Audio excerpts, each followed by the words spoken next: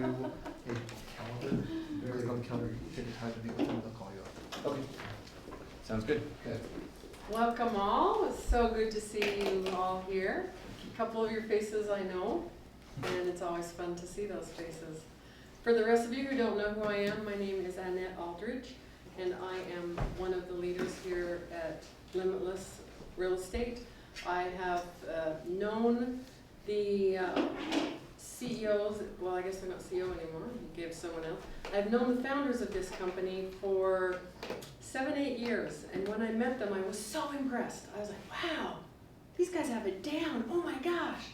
And I invested in doing it, and then I kind of sat around and went, awesome.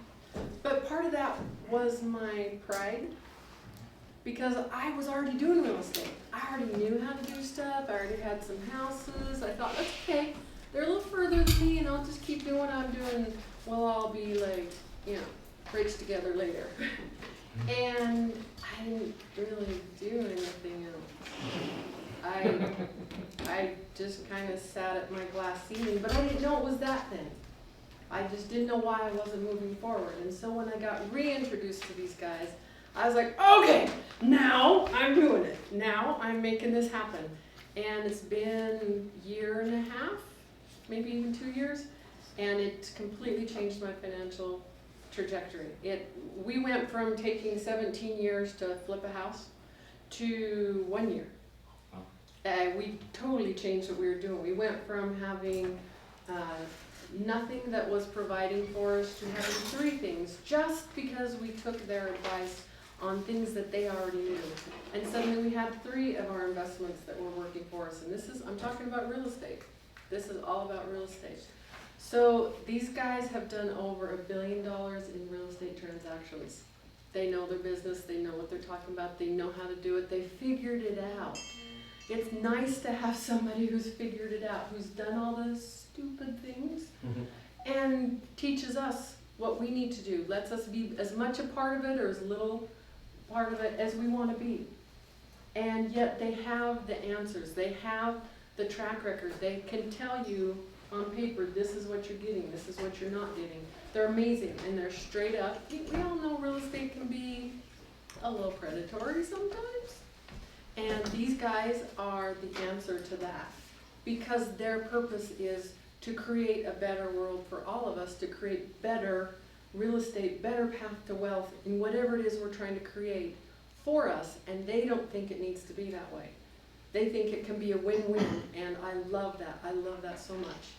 In fact, it's why I'm part of it now, because of that. I'd always been interested, but I didn't know how to make it that way as well as these men. These guys are amazing. So tell me, what are you guys all here to do? Not reinvent the wheel. Right, exactly. Learn more about the wheel. Figure out how to make it roll. So. Right? How does it go? What else? Yeah, tell me why you're here. What's your intention? What do you want from tonight? Meet some people. Meet people, okay. Networking? What else? What makes tonight worth it to be here? Just finding out about it. Curiosity? It's a very good reason too. It starts with that. Then you'll know if it's for you. Anybody else?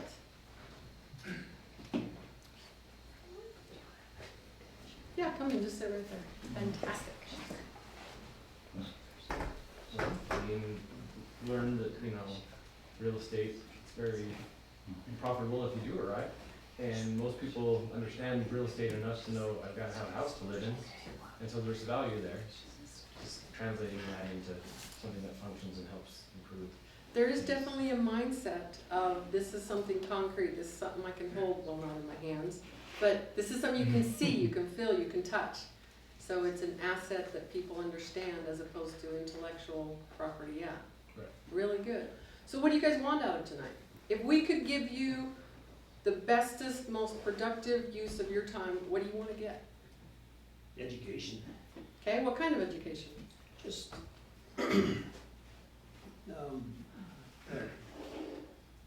maybe some generals, a couple of electives here and there. No. And you're expecting to get a grade out of that? I'll give you an A right now. No, I just want to learn what the program's about. I know that real estate's an excellent vehicle to go with, to build, build wealth. I want to find out. So if we could tell you how you could do it, it would make all the difference. Sure. Because that's what these guys are here to do. They're here to show you guys how you can do it in conjunction with them. How to use the system that they have, how to be aware of what is out there and what they offer so that you can make a better decision on your path to wealth. Are there any questions about what you might be getting tonight? Are you in the right room? Just checking. All right. You know how people say that. So without any further ado then, I would like to bring up one of the two gentlemen. It is Stephen Michael Miller and Chris Crone are the two gentlemen I'm talking about. And Stephen will be the first one up. He is one of the most comfortable people to listen to, in my opinion. He is I just love listening to him. He's funny, he's entertaining, and he knows his stuff. He really knows his stuff. So let me introduce you without further ado, Stephen Miller. Yeah.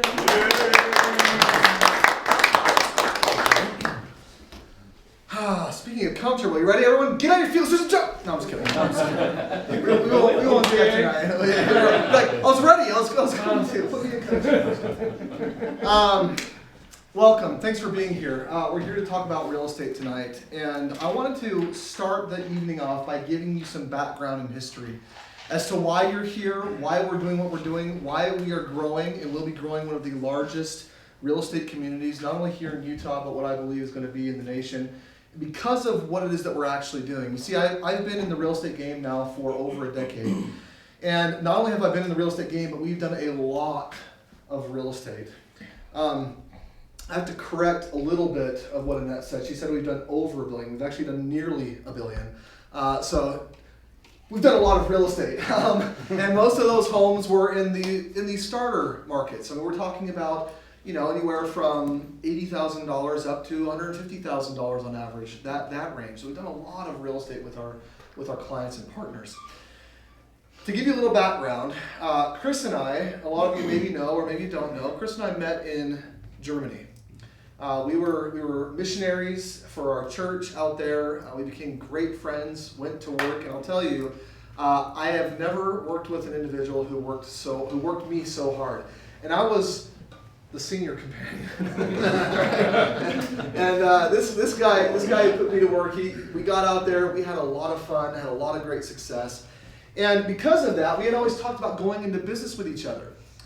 Now, I don't know if you're like me, but I believe in partnerships. Today is to talk about real estate and partnering.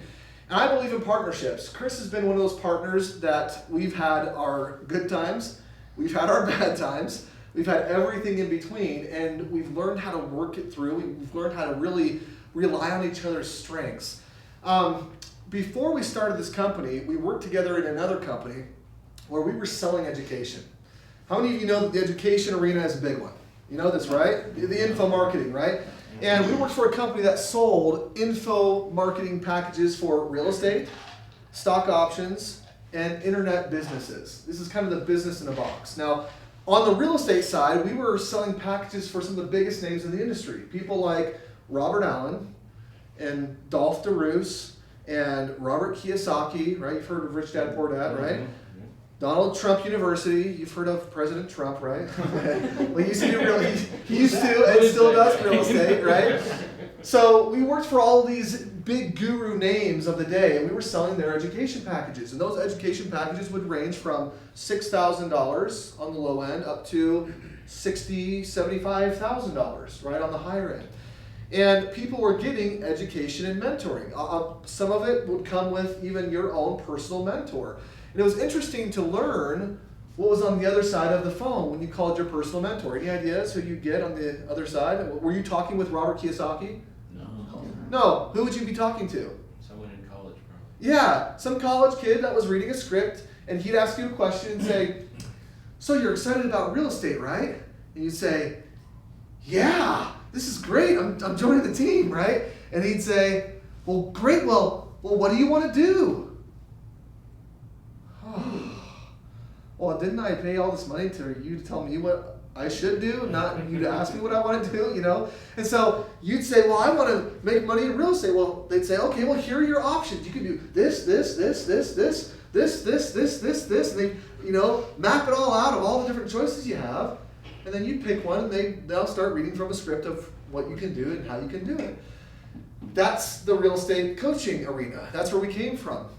I don't want to like step on it and like move my foot around on that industry necessarily, because the reality is a lot of the information that they were teaching was good information.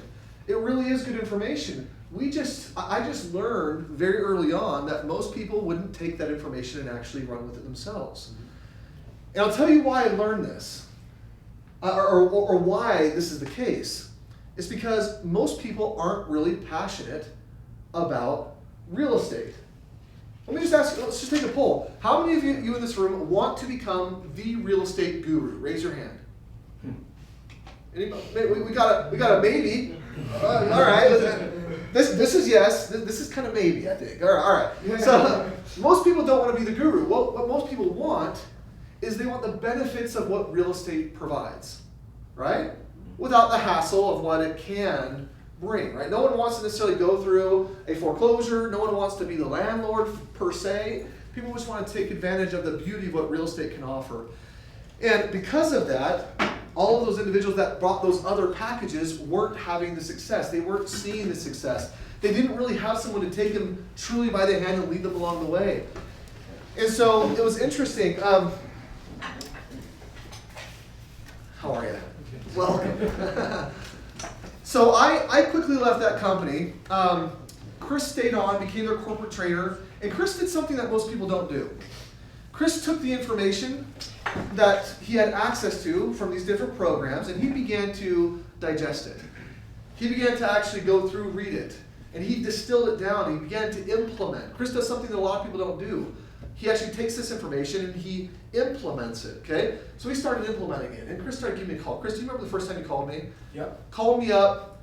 I'm in Florida. I had moved from my family from here back down to Florida, and that's where I was from. And I'm going to school full-time, and I'm working full-time, and I had 3 kids at the time.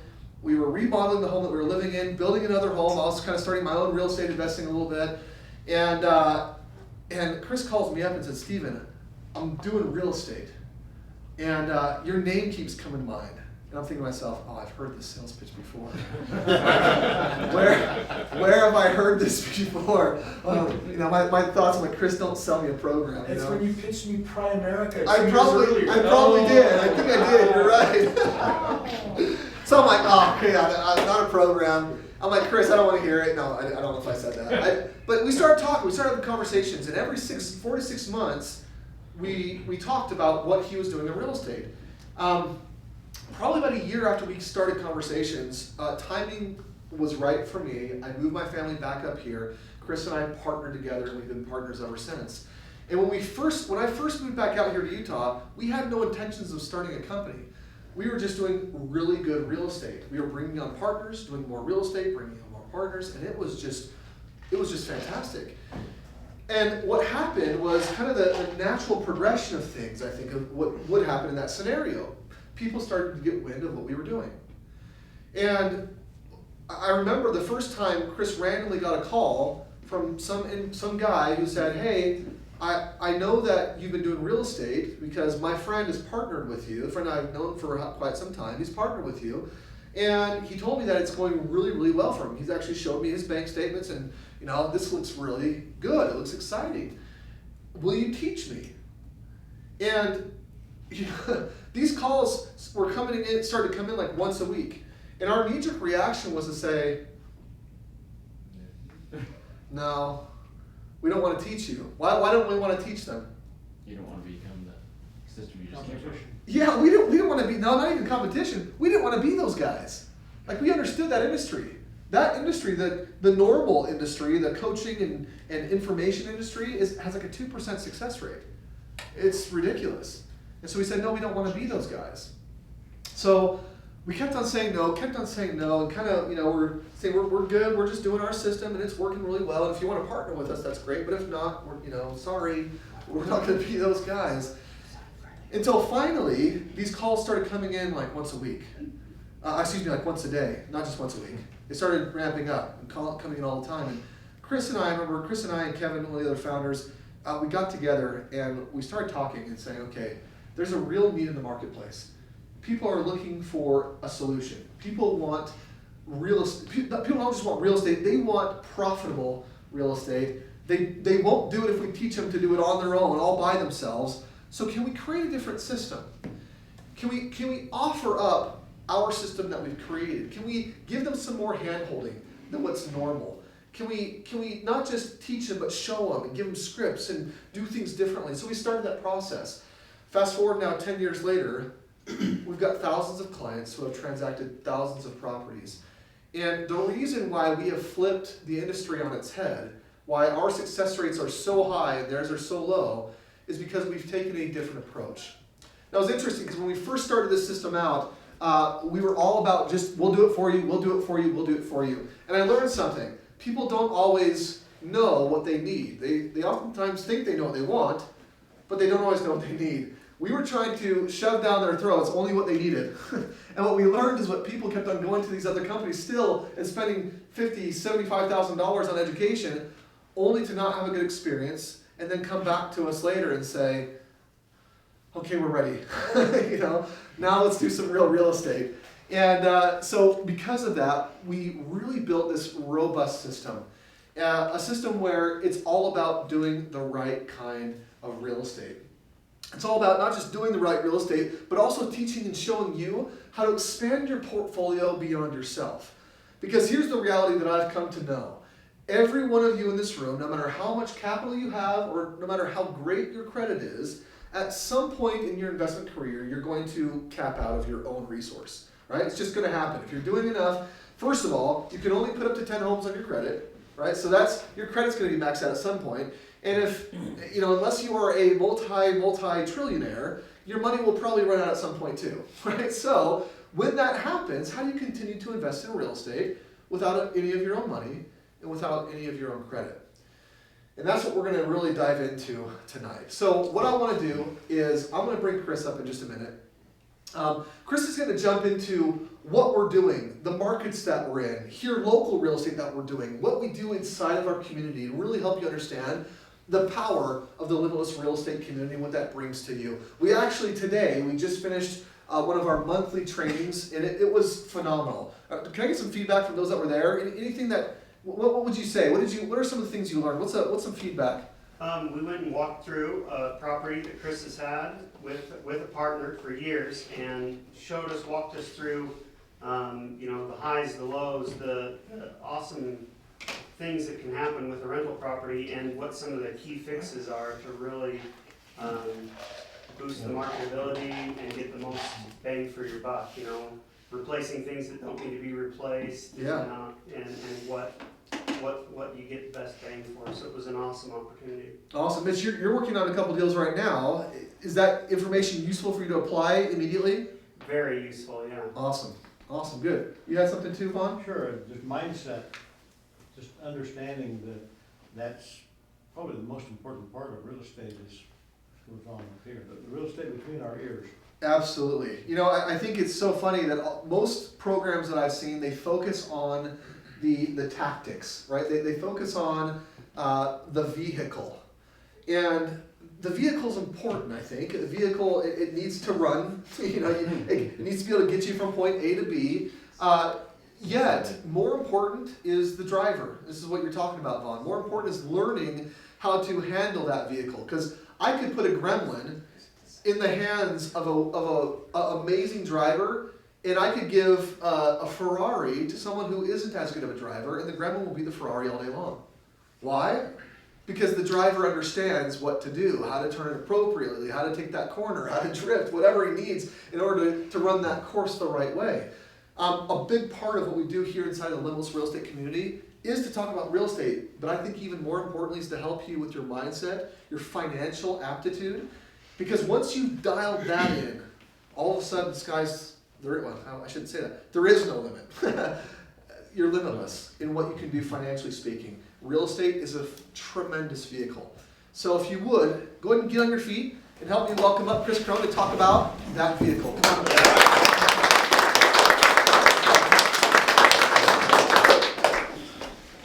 Thanks, Stephen.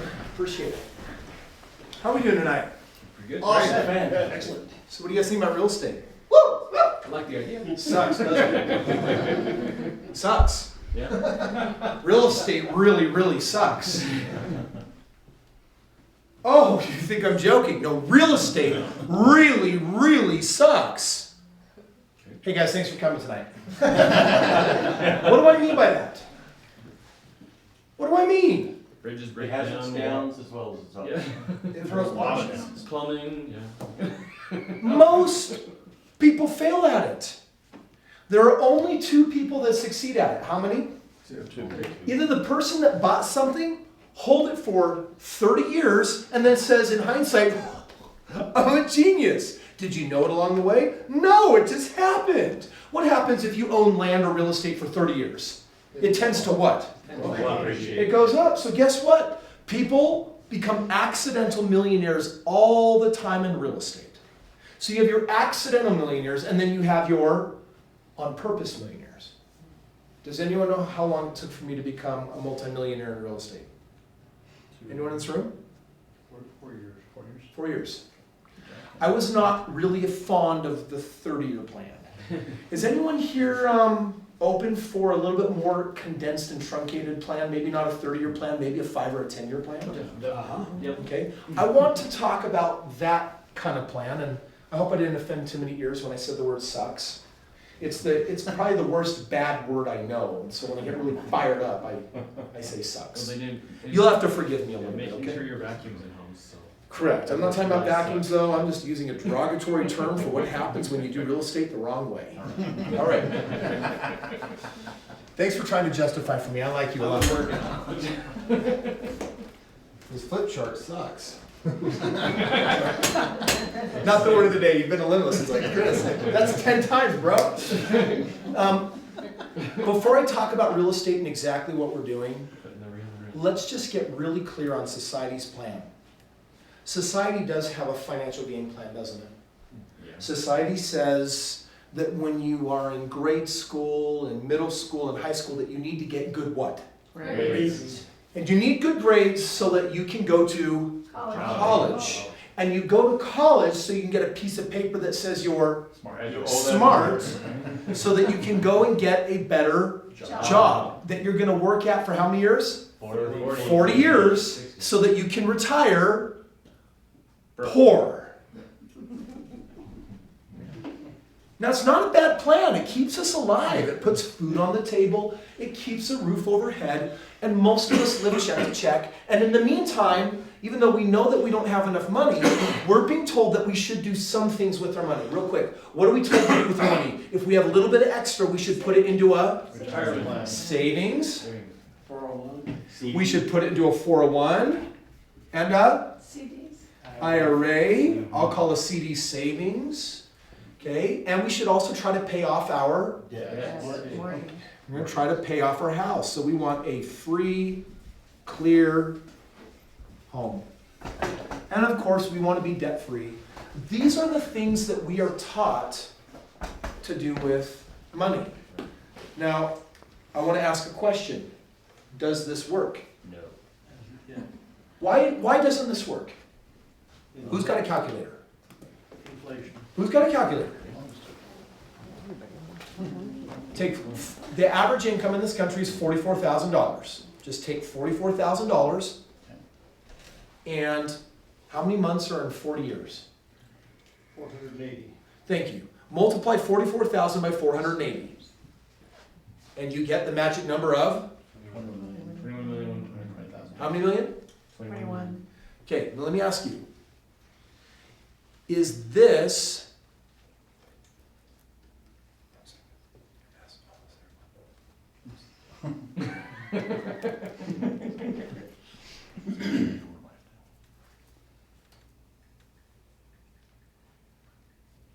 perfect. I'm going to ask you a question. Making $44,000 a year, how much is the average person saving? Average person. 20 bucks. put in a little here. Let's even say you're saving 10% through these savings plans. So you multiply that out over 40 years, and I want to ask, how much do you have left over after 40 years? What does the average person after 40 years save in 401ks and IRAs? If you're extremely frugal and a really great saver, maybe you get your house paid off. Most don't, but let's say you did. And then how much are you going to save? Depends on the market. I know some people that save 50,000, and I know some people that save 500,000. Now you've been kicked out of your job because you're old, and yet medicine is so good it's going to keep you ticking for 30 more rocking years. Take $500,000 and divide it by 30 more years of living.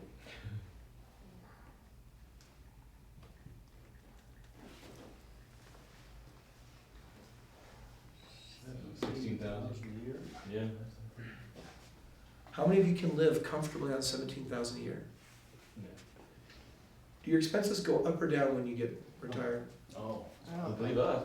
It goes in the direction of your posterity, and it goes in the direction of your health. Bottom line is this: when we put money in our savings account, what are we earning on our money? Zero. Very small. Let's be generous and call it 1%. Over a 30-year average, what is your 401k and IRA earning you? Over a 40-year average, what is your 401k and IRA earning you? Claim 12%. No, I don't think so. It's probably, Yeah, 3 to 4%. there we go. Free and clear home. What are you earning on the? What is your house appreciating at? 3 to 4%. If you are earning 3 to 4% on your money, is it feasible to work in 40 years, save enough, and have enough for retirement? No. Is it? No. No. Will you save? Let's talk about how much you actually want. How many of you, let's just get some numbers. When you retire, what is a minimum monthly income you would like to have? How much a month? 5,000, 10,000, how much you want a month in retirement? All right. Okay, 10,000? 25,000. 25,000 a month? What else? What do you think you'll actually need just for having like a regular lifestyle, get to do some travel, have some fun, take care of health, this and that's? 40,000? A month.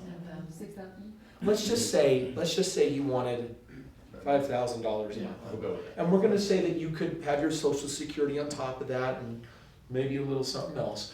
$5,000 a month. Do you know how much money you would need to save up in order to produce an interest of $5,000 a month so that you wouldn't touch the principal and just could live off of the interest? How much money would you need to produce $5,000 a month? How much interest are we getting? 3 to 4%. Well, I'll tell you what your interest is. You're going to take all your money, you're going to give it to your financial planner, and your financial planner is always going to say the same thing. We are going to annuitize your money. And when you put it in the annuity, it's going to pay you dividends. And the best we can do is guess how much. So let's just say that you're doing what the national average is on annuities, and it's 3%. If you wanted to make $5,000 a month, how much money would you need at a 3% interest to produce $5,000 a month? $100 million. $2 million. Oh. Yeah. Now I want to ask, does society have a plan where the average working American doing an average good job of saving and even being frugal can actually put aside $2 million? No, the lottery, huh? Not the average. So do you know, if you actually look at the state of our country when you hit age 67, do you know statistically where 97% of Americans are? Walmart. Right? Yeah. Now, I'm not bringing this up to depress anybody. I just knew this at the age of 22. And that's why I was retired at age 26. And it was because I said this plan is guaranteed to fail. That's a lot of money. And it is failure money. That's working your butt off. That's working really hard. That's being a great saver. That's being super frugal. And as great as that is, guess what? It's not what you need. Now, what was I doing building my wealth between 22 and 26 that I'm about to share? I had a day job during that time. It's the one Stephen Mill told you about. Stephen Miller and I were working at a telecenter And so I, every year, talk to thousands of people on the phone, somewhere in their 30s, 40s, 50s, 60s, and 70s. And here are the patterns that I noticed. When you're in your 20s, you don't give a rip about retirement.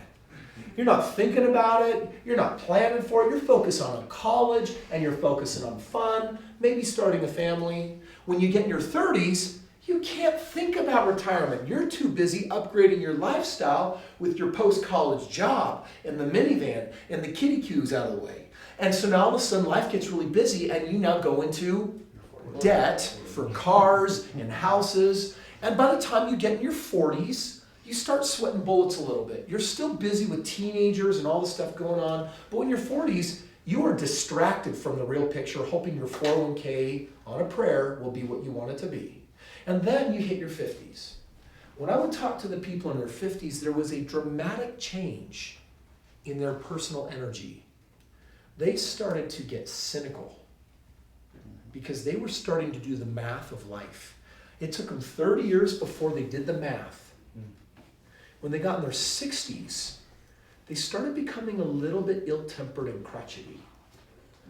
And by the time they were in their 60s, they were doing reverse mortgages. They had lived off of all of their 401ks and IRAs, and by the time they were in their 70s, they had run out. And do you know what happens to the spirit of a human being that cannot work but has run out of money and is living on charity? Depression. Very. You're either a really good saintly Christian or some other religion, and you've figured out that you don't need money to get to heaven, and you've learned how to find inner peace and happiness without any money because you don't have any. Or you're a really cynical, upset, crotchety human being that's sour at the world because you worked your butt off and it didn't turn out in the end. Most of the people I talk to are not the saints. I ingested all of that in my early 20s. And I started personally struggling because when you're a full-time college kid and you don't have enough money to even pay for tuition and you're going in debt, and your brand new wife is pressuring you saying, please don't go into debt. My parents always said that, we're going into debt. For me, that all added up to a decision to do something not a little bit outside the box. When you step only a little bit outside your comfort zone, then how much reward is out there? Just a little bit. How much risk is out there? Just a little bit. If you step really far outside of your comfort zone, how much risk is there? A lot. How much reward is there? A lot. But do you know what the greatest risk is? Is it inside your comfort zone or outside? Inside. Because it's guaranteed to Fail. fail. This was pounded in my head by my conscience over and over and over and over again. And that's what leads me to share for a few minutes what I want to tonight about real estate. Is anyone curious how I retired at the age of 26 just after graduating BYU? No, certainly. Okay. I said real estate sucks. I think you probably remember that one, okay? Probably not the best first impression that I could make, but I said it.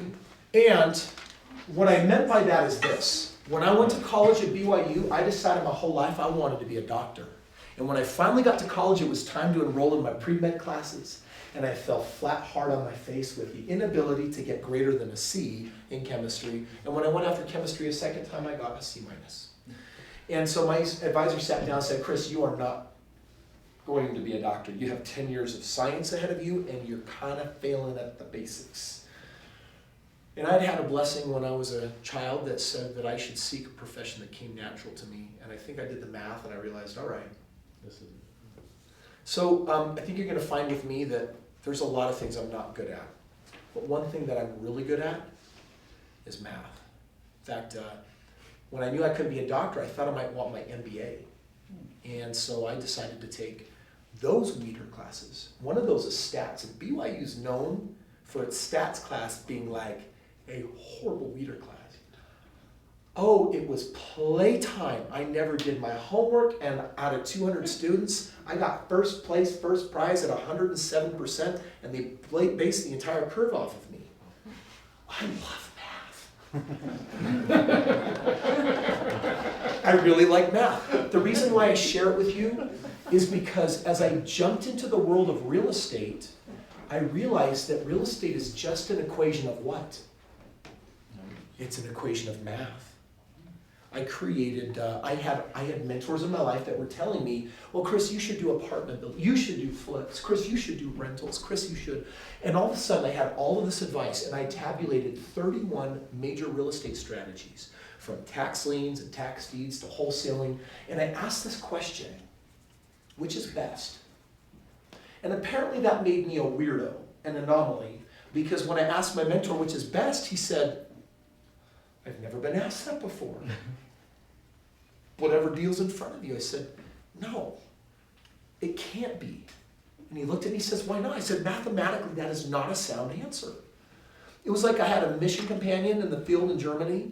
It was my very first companion, and he swore that when we walked to this one location, we needed to walk there this way, but on the way back, it was faster to walk back the other. Count the steps. One has shorter steps. That's the path up and down every time.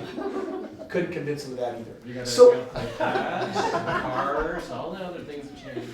this is true. So here's what I did in that. I stacked up all 31 strategies, and I wrote a very simple algorithm, and I compared them all to each other, and I asked this question: which strategy is best? Because the answer to that question would mean the least risk, the least risk, it would mean the least time, it would mean the least effort, it would mean most profit. And then, from everything that I studied, I knew that it needed two more elements. What would create value, and what would work in up and down markets. I computed all of this mathematically, and a single strategy emerged. And I based my thesis of my portfolio on this.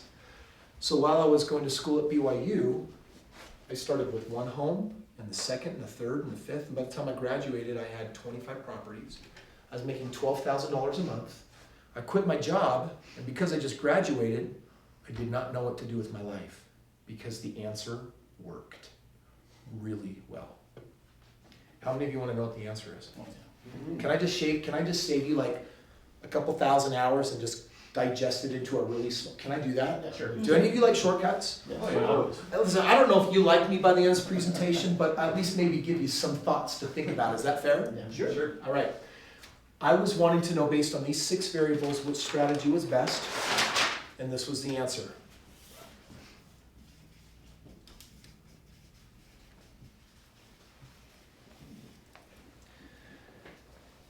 Single-family homes, meaning not multifamily, not apartments, not condos, not townhomes. Purchased below the median. Median being defined as what the average in the area is. Currently ours is around $219,000. So homes purchased beneath the median. Short-term hold, meaning 3 to 7 years generally. Sold on a rental or lease option. This strategy right here would mean walking right into equity. It would mean maximum cash flow, the least time, the least effort, the least risk, make the most money. That's what I bought my very first home on 800 North in Orem, right across the street from the Chevron gas station, 5 blocks from BYU. Bought a cute little house. People thought I was buying a house. I was buying an investment. I was 23 years old. This cute little house had something called a basement apartment. And so when I moved out of my rental, where I was paying $500 a month for a hole in the ground, it was a very small place. I could use my wingspan and I could touch both walls in my kitchen. Yikes. And when he opened up the fridge, it smacked right into the oven. When I bought this home, this is a home I bought for $110,000. It was my purchase. It was valued at $150,000. And my basement canceled my mortgage, which meant that I lived for free. And by the way, a home is a person's biggest expense generally. So when you live for free, what happens to the money that you're no longer putting towards a mortgage? It's yours. You put it in savings. It meant that I could get out of debt, and it was awesome. But not too much savings, because we know where that will get us. Right. This $40,000 was more than double what I made in an entire year, and I was flabbergasted. You have got to be kidding me. Think how long it took you to save $40,000 in retirement. I just did it in a moment. This blew me away. The moment I bought this, it wasn't money to spend yet. But 12 months later, I got a home equity line on the property. Same strategy exists today, still living in the house, and I used it to buy a house in Pleasant Grove. There's a house that was valued well over $200,000, house that I purchased for under $150,000. There's a house that I would sell later and make about $120,000 on. But in the meantime, it gave me a nice little $500 a month cash flow. Now, if you're living for free and getting paid $500 a month with a net worth over $100,000, for a college kid, that's kind of cool. Because guess what this started paying? My tuition. That was my other second big expense in my life. I don't have to pay for my house. I don't have to pay for my tuition. And this is because one of my mentors said, you know, Chris, one day I wanted to buy a boat. And it would have a $600 a month payment. And instead of taking the pile of cash to the boat harbor and saying, here, I want my boat, I took it and I bought a house that produced a cash flow that paid for my boat. In other words, what do you do with your money? You buy assets that work for you. All I'm doing here, do you know how much money it took me to buy this house? I had to save up over 14 months as a poor kid, $5,000. I did not put a penny into this house. This house bought this house for me. Living for free, getting paid $500 a month, worth over $100,000. Well, long story short is I kept doing the same thing until I had 25 properties. And when I quit my job, I was really happy. It was actually one of the happier days of my life. It was actually at the time, next to the day I got married. It was like the other happiest day of my life. Because I was driving my BMW. When I told myself, I'm like, I'm going back, when I graduate, I'm giving myself 1 year in real estate, and then I'm going back to BYU to get a master's in business, unless I'm making $100,000 for real estate, and I drive a BMW. Those are my two criteria, because that was important to me at the time. So that year that I graduated, I got to drive my BMW convertible into the office, walk into my boss's office. And everyone thinks of what's the dream way that you really want to fire your boss. Mine was to ask him for a $70,000 raise. He laughed really hard. Aaron and I are good friends today, but that was it. So let me fast forward nearly $1 billion later and tell you, what does all this mean for any of you in the room today? And what can you do today to change your trajectory the way Annette has? But first, a question. Sorry. So when you had those 25 houses, were you keeping all of them, or did you sell some of them as you were going along? That's a good question. These single-family homes were a short-term, 3 to 7 years, sometimes 10 years, sometimes 2-year strategy. At the end of the day, what it comes down to is how long you hold on to a home is actually playing the market on timing. These homes, they can ride out any market wave. That's why in 2007 when the market crashed, didn't matter to me. Matters to people that buy homes over the median a lot. And it matters to people that need to sell a home when they shouldn't be selling a home. You said that most of the time you can only have about 10 homes on your credit. So you said you had 25. Okay, So fine. how did you do that? Fine, okay, you caught me. Ruth caught me.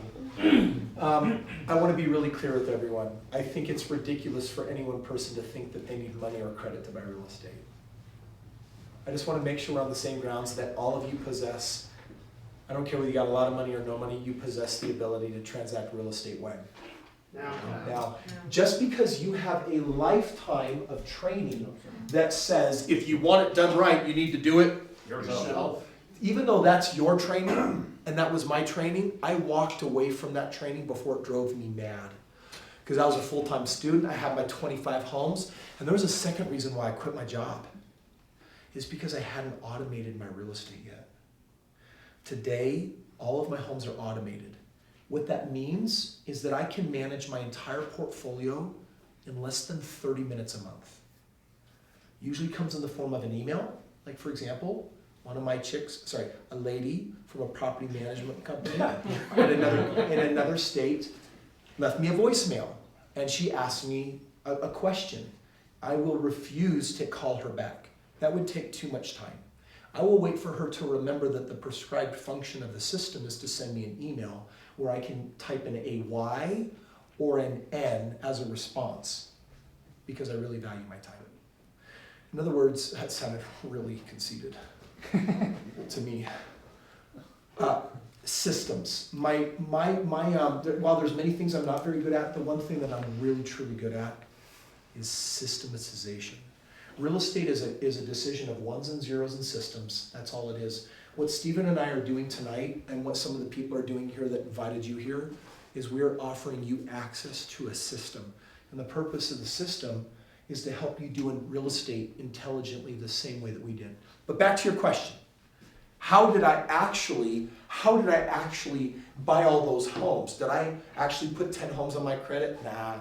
First bank, I had 3 banks turn me down before I even could buy my first house. I used banks credit up until I think house number 5 maximum. I've never used my credit to buy more than 5 houses.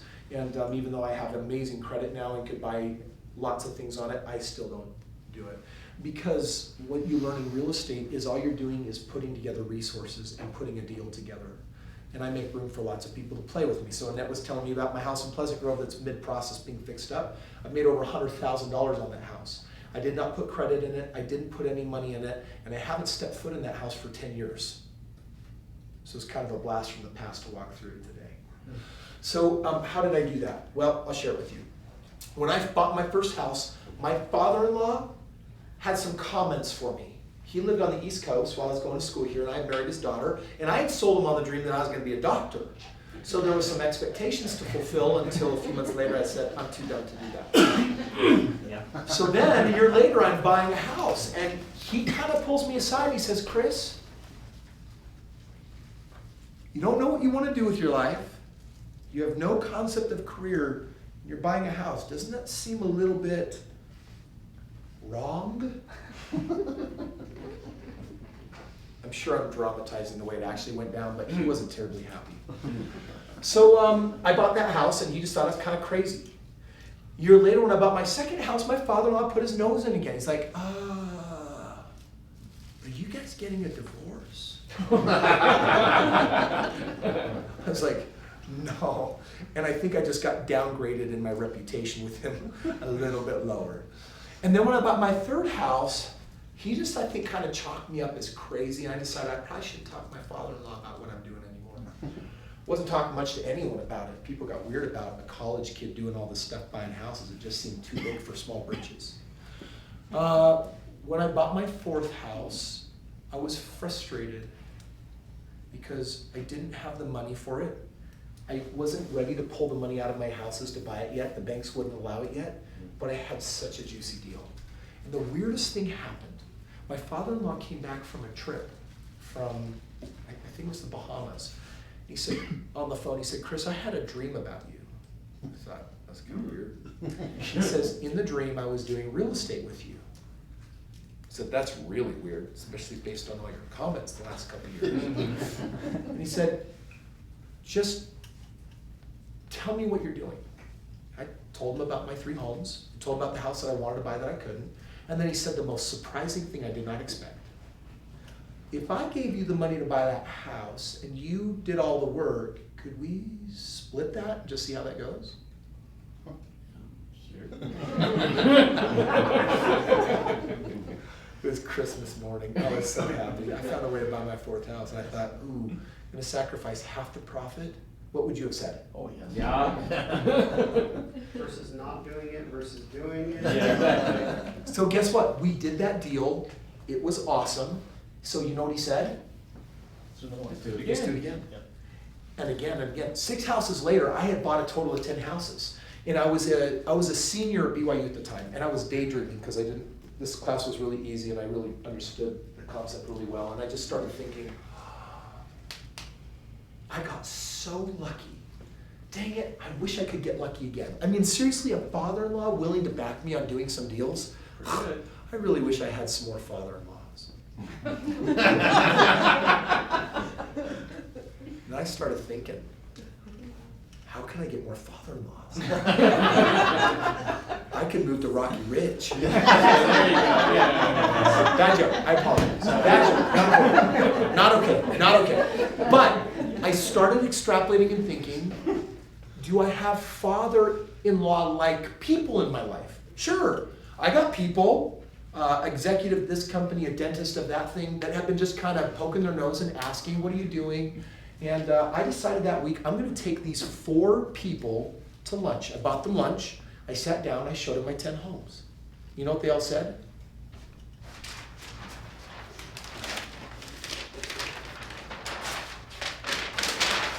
I said, Chris, you're kicking the trash out of this, and this, and this, and that. Can we partner with you? Well, I started buying a home every month and just put my partners on rotation. That's how in that senior year of college I got up to 25 homes, had all that cash flow pulling in. I was making really fantastic money and I quit my job, and so there. That's how I did it. By the way, I will never use my credit to buy again. Ever. Why would I ever limit myself to what I own? Why would I ever limit myself to the money I have? Why would I ever limit myself to the credit? How many of you think that if you had a chance to work with a team of people that have done $1 billion worth of real estate very successfully, have helped their clients make over $200 million in the last 7 years? How many of you, if they had a system for something like that, might say, I want to be part of that team? Guess what we're offering tonight? We're offering that team. Tonight, you are all invited here by individuals that are a member of our community, and they have access to my team of 200 experts, and they do all of our homes. And the people that you invited here, they are my partners. They are the people I build with. They are the people that I grow with. And for any of you tonight that are like, I think I may not be on the right financial plan that's getting me where I want to go. And if you're interested in learning about our system and what we do, I'm going to tell you a little bit about it right now, but you have an opportunity to sit down face to face with Stephen Miller. And Stephen and I work together as a team, and he'll sit down and give you some information about what teaming up in real estate could look like, and see if there's a fit of partnering with our team as a whole in what we do. We're a huge fan of partnering, and so you have partners here amongst you. And the bottom line is together we get more done than we could ever do on our own. Does that make sense?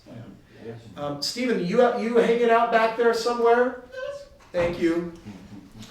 So I just talking about you, so I thought you'd at least. Thank you. If I'm going to talk behind your back, Might as well talk straight to me. All right, good. So Stephen is the one. Stephen's going to have just a little sign-up form and calendar, and he's going to basically set appointments for tomorrow and the next day, and just sit down and have some conversations and basically find out how serious and committed are you to wanting to build over the next 5 to 10 years wealth in real estate. I'm not talking about getting ahead with a little money here and a little money there. I'm talking about a real financial retirement plan, not a fake one that says $2 million for $5,000 a month. I'm talking about a plan for making a lot more money, needing a whole lot less. And I'm going to tell you right now that whether you have money or whether you don't, that doesn't matter. I won't lie, if you have some funds to start with, you will be able to start transacting fast. Some of you are like me that literally started with nothing, and what I needed to do was get training and learn how to partner and how to pull people together. My purpose today with Stephen is simply to help you go way faster than it took me to retire after 4.5 years. It's to help you whether you're starting with nothing, move at the speed of light. If you got something, how to do it intelligently. And today that we do real estate is my team will take you into the very best markets around the nation. And by the way, let me see if I can really bring it home. If I had a track record of doing deals that were producing 15 and 20%, as opposed to savings account and 401ks 1, 2, and 3 or 4%, how many of you think that that might get you where you want to go a lot faster? If you understand the effects of compounding, then a little bit of money buying a house today, Annette knows this, 2 years later means a house buying 3, because today she's the recipient of a house that she's closing on, 2 in Florida, 1 in North Carolina. She started 2 years ago with only the ability to buy a single house. And in a couple of years, those 3 homes are going to turn into what? 6, 7, 8, 9. And guess what she's creating for herself? She's creating her residual income. She's created her retirement. We should give her a huge round of applause for that. So I'm going to tell you what it's going to take. But before I do, I'm just curious, how many of you would be interested in meeting with Stephen for a sit down and just exploring what might it look like to become financially free in the next 5 to 10 years through real estate? Sure. Okay, Stephen said that he only has time in this next month to meet with 2 of you. I'm just kidding. I'm just kidding. Stephen's way nicer than that. He's so generous. All right. Let me just kind of share with you a little bit what this is going to take, because I want to show you the nasty side. Can I just give you like the real conversation on what this is going to turn into? Okay. Number 1.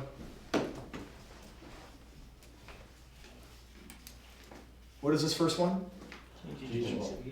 Friends, I apologize, but we got some new tricks to teach you. And most of you have been bred in a world that came from post-depression mindset thinking, which is called scarcity thinking. And so scarcity thinking is a very terrified kind of thinking. Here in Utah especially, we become huge proponents of Dave Ramsey. Now, I don't have any problems with Dave Ramsey other than Dave Ramsey is going to help you do such a good job saving and getting out of debt that you still aren't going to have a solution to your retirement. But you'll at least have probably less debt and more savings. It just is still going to fail. We need to bridge the gap that gets you from being an excellent saver to being a really intelligent and very smart, safe investor. Does that make sense? So number 1, there's some teachability that we're going to have to do to help you understand some things. And I've already started that process tonight. And if tonight has rubbed you a little bit wrong, because I've said some scary things. I said some things against 401ks and IRAs that most of you have probably thought was a really good idea all this time. How dare you? I know, some people, if you're a how dare you, if I've offended you, please don't speak with Stephen. We would not make probably the very best match. Just being teachable. I will also tell you that you'll always be at choice in the program. We're never going to ask you to do something or buy something or participate in ways that you don't want. Frankly, it's you getting where you need to go, and all we're going to do is expose and open you to options that the average person doesn't know exists. Let me give you an example of this. How many of you are familiar with Warren Buffett? Okay, do any of you know how Warren Buffett makes his money? Investments. Yeah, he has a 900-page book called The Snowball Effect. And all it is a 1,000-page book, roughly, plus or minus, that basically says this. Buy low, sell high. He's got some sophisticated measurements, but do you know what he was doing and competing against myself in 08, 09, 010, 11, and 12? Do you know what he was doing? He was on national television, and he said, every American should buy as many single-family homes below the median for a short-term buy and hold and make money on them. He bought 40,000 homes, often edging me out of the market through his hedge fund Blackstone. But guess what I was doing? I wasn't able to do 30 or 40,000 homes, but we did do 3,000 homes. And so we kept up with him just a little bit, all right? We're using strategies that are proven, they work in up-down markets. So one of the things that I'm looking for is I'm looking for teachability. I'm looking for what? Teachability. Yeah. Just be open to learning and growing and seeing some different ways of doing things, and that will be huge. Here's the second thing that you're going to need to take a look at. You're going to have to look at what risk means to you. If you invest in real estate, will there be risk? Yeah. I can promise you that there's risk. You just have to ask which risk is greater. The plan guaranteed not to work, or the one that has the potential of working. Now, by the way, if you were going to take a risk, then do you know what you can do to mitigate that risk? You're looking for a magic thing called, what's it called? A track record. So for example, I can show you my last 3,000 homes. I can show you where I bought them. We take I have to be super honest, guys, real estate is very, very boring for me. It's ones and zeros. It got systematized years ago. And I love to train. I love to work people. I love to help people grow with it. but when it comes to really like doing it and facilitating it, I'm not gonna be in the trench. I got a team of 200 people that do that for me. So that's the third thing, is you're gonna have to be open to systems. Now, systems equals work less, and some of you are not okay with that.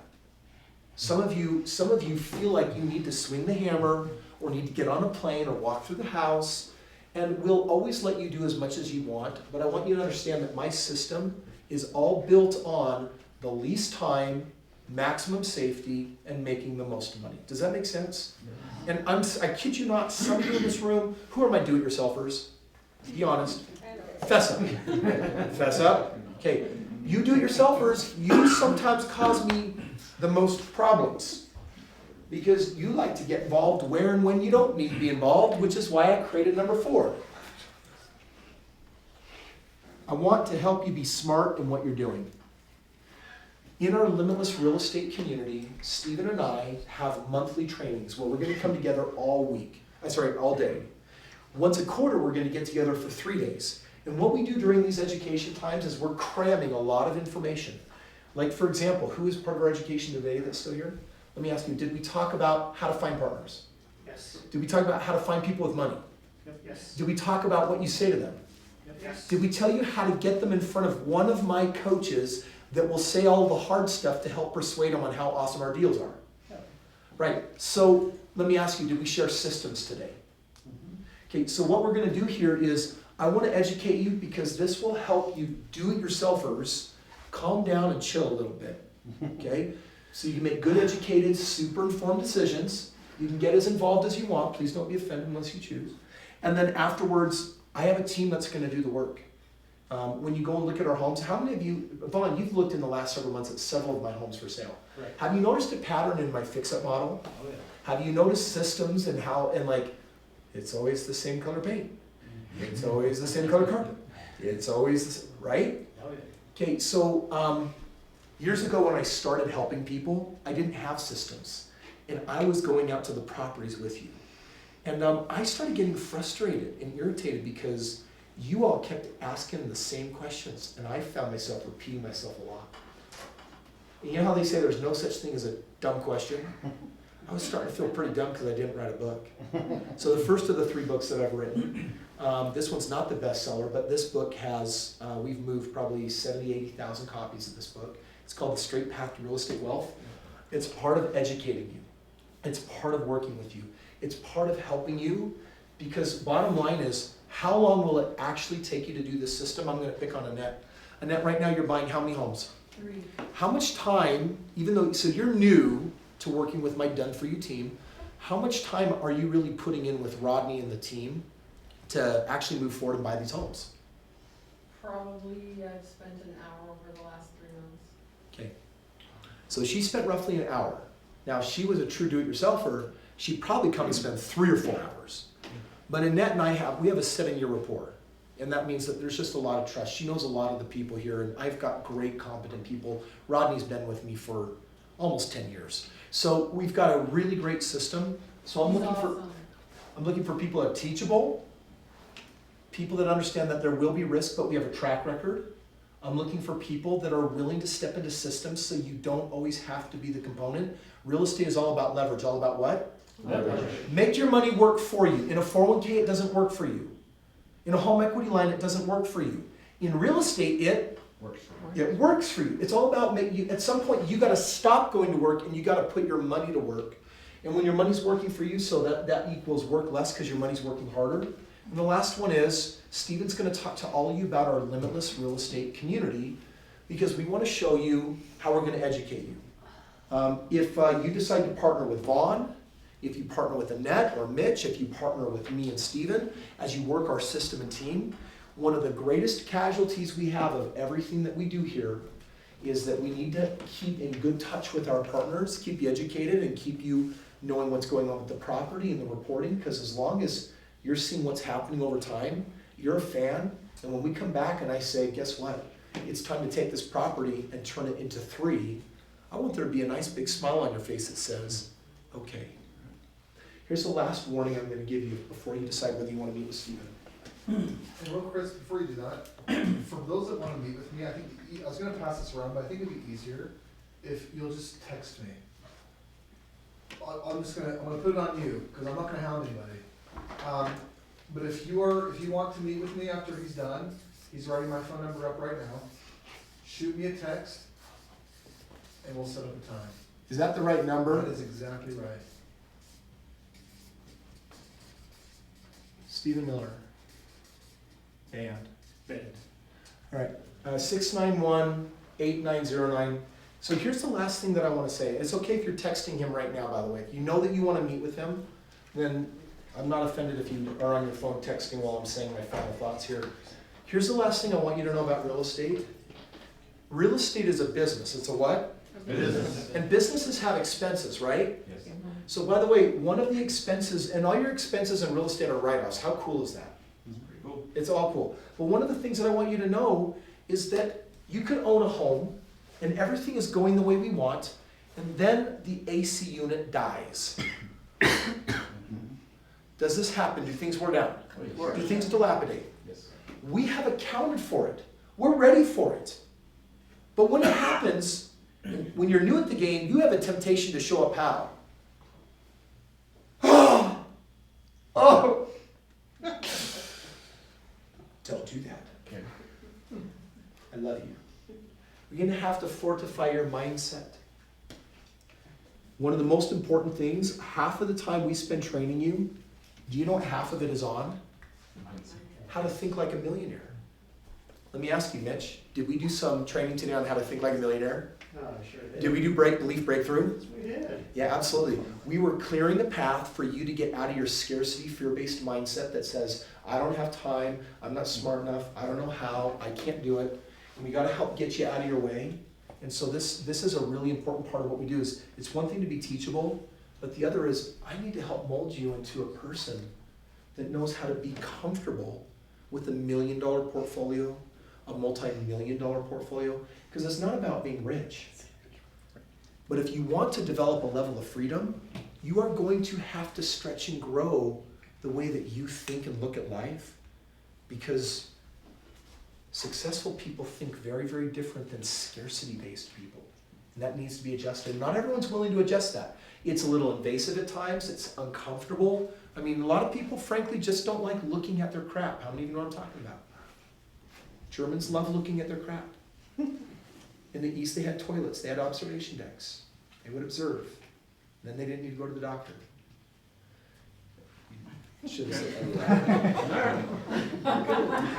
Hey, if it works, it works. It was an insider joke that apparently only I got. I just want to take that 15 seconds back. Carson is having a hoot back there. All right, so real quick. Too deep. So if you know that you want to get some more information on what partnering and working together and having access to the training and the team looks like, here's the goal. Help you financially become free in the next 5 to 10 years. And to do that, I'm just telling you up front, I'm just telling you the fine print. The fine print's going to say you better be teachable. You got to be willing to look at the track record and face your concept of risk, because you all think that the least risky thing to do is to what? Do nothing. Is to do nothing. Systems, you got to be open to working less and working smarter instead of harder. You got to be open to learning and educating and getting the answers. And then the last one is you got to be willing to develop the mindset of a very successful person. You will have moments where you're going to be making lots of money and you're going to get tripped up over the AC unit burnt down. Very upset about this. And 3 years later you sell the house and you make 50 grand, 100 grand or something. You got to understand that that's just part of the business. So we're going to help fortify that mindset. So these are the 5 things. How many of you here think that you have what it takes to step into these 5 things that we're asking for? Awesome. Raise your hand if you have already texted Stephen. Okay, so for the rest of you, I'm about to open it up to Q&A. But you text him if you want to get some information. Like Stephen said, he won't hound you, but he'll schedule a time to sit down with you and answer all your questions and help you understand what it looks like. For those of you that end up joining our real estate community, for those that were here today, are they going to have fun? We're going to have some fun together. It's going to be really fun. Stephen and I, this is where we love hanging out and being super hands-on and helping you get where you need to go. So thank you for coming tonight. Are there any questions I can answer? And you can ask any questions you want. Carol. So you talked about doing it with or without money. Would you elaborate on that? That's a good question. Let me elaborate on the question of with money, without money. What does that mean, Chris? Well, first of all, there is an order to business. Should you have money sitting in 401ks and IRAs, we're going to first bring up some options of the appropriate way over time to maneuver that successfully into real estate. And this is a very easy conversation for us because all we're doing is showing you opportunity cost. Does anyone know what that word means? What is opportunity cost? You take an opportunity and what it costs. I don't know. It's what is the next best opportunity I'm foregoing based on my choice. The current choice might be 401k, and all we're going to do is compare it to other opportunities. And I'm going to show you the track record over the last 1,000 deals. And if I show you something that makes 5 times more money, pays you on a monthly basis, how many of you might say, I might want to make a switch if there was an opportunity that was safe that looked like that? Well, that's some of the things that we're going to be putting in front of you as the opportunity cost. So we're going to start with any low-hanging fruit. Personal assets that are not working for you is what we call low-hanging fruit. It's basically you have some assets and they're not working as hard for you as they could. Everyone gets to a point where you have appropriately managed your assets and put them into real estate the way you want. Where do you go then? By the way, Rodney, stop in here for just a second. This is the man that Annette was talking about, her coach. He's been with us nearly for the last 10 years. He's seriously probably one of the favorite coaches here. People love working with him. Can everyone say, hey, Rodney? Hey. Anyway, thanks for letting us just say hi. Rodney's a rock star. He's amazing. So what will happen, just today, Rodney was standing here in the room and giving instruction on, Carolyn, the question of partnering, which is when you don't have assets to maneuver into real estate, then what we're doing is we're showing you how to pull in people with assets and the deals, and we help you now partner with them and do exactly what I've done. So just like I have my father-in-laws, you got your father-in-laws. You have people out there that you've known, have some rapport with. We're going to teach you how to find these people, how to build a network, and all of a sudden, and by the way, if you grasp what I'm sharing with you, here's what it means. It means that you're not limited to 10 homes. You're not limited by 1,000 homes. You're not limited at all. So Julia, that's part of our Limitless real estate community, has a partner, and they're talking about doing their first 10 deals together because last month she was here. She made the scary phone call. She found this person. She talked with one of our coaches, and now they're working out the deals and the details on buying 10 homes. Not her money, not her credit, real story, and that's what we create. So that's how you do deals without money. Great question. Any other questions I can answer tonight? Go ahead. On this real estate community, how we're from out of state and come in tonight, how does the real estate, because I can't afford to take vacation to come down every month. I've been able to watch a little bit on the recordings, but how does that actually help benefit in some of the things I do? This is a really great question. So 2 things for you to be aware of. Number 1, meet your friend. This is Camera Bob. And when we meet, we are streaming our meetings. So for example, today when I went and did my house walkthrough, I streamed all of it. I do it for 2 reasons. Sometimes you can't be here and we want you to have the information. And number 2 is it's a really great platform to make sure that we house, save all of our information so you can go back and you can rewatch it. When it comes down to the actual doing real estate, that's the education part. When it comes to really doing real estate, that's where you're reaching out and actually working with our coaches, our team, me, Stephen Miller. Vaughn, in your opinion, when you text and ask questions, how long does it take for you to get an answer? Depends on who I'm talking to, but with you, it's usually a few hours. Okay.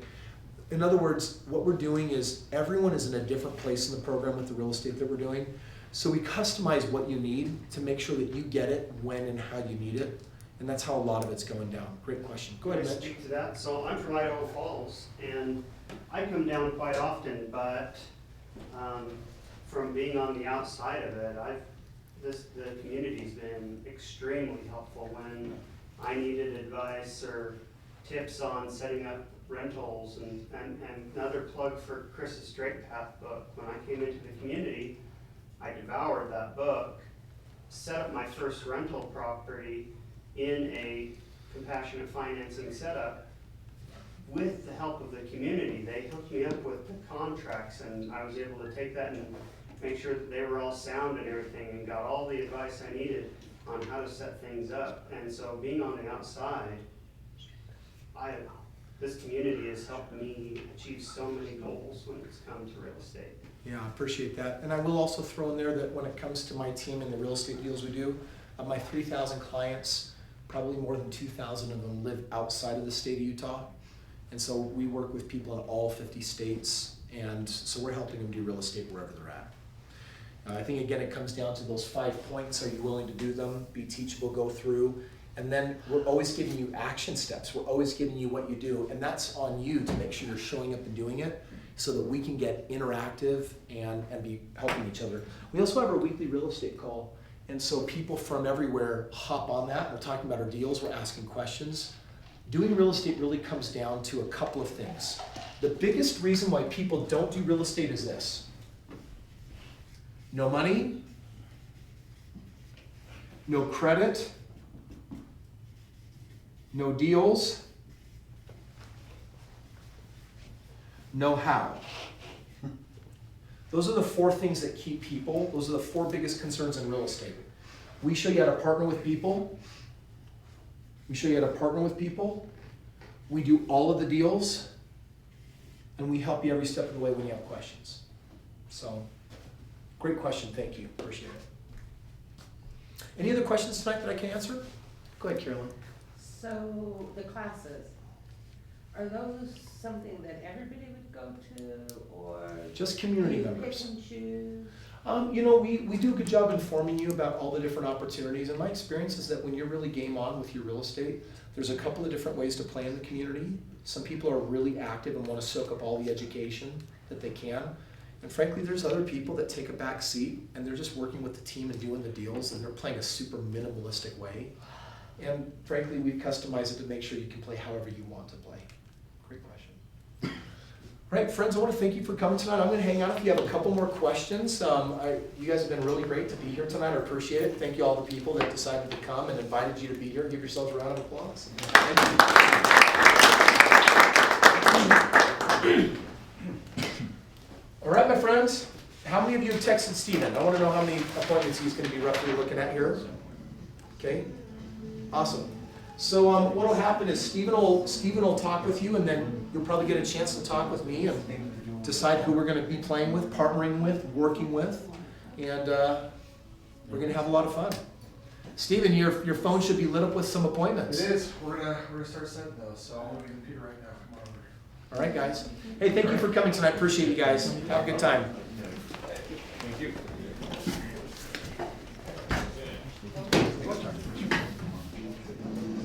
Oh, I didn't see it. Yes, that's my book. And the last. Oh, yeah, it's the last day report. Vaughn. Hey, Carolyn, let me show you this. So this is our 2015 annual report. So this shows you all of our houses, all of our units. And so we aggregate all the information, we make our decisions based on the aggregates.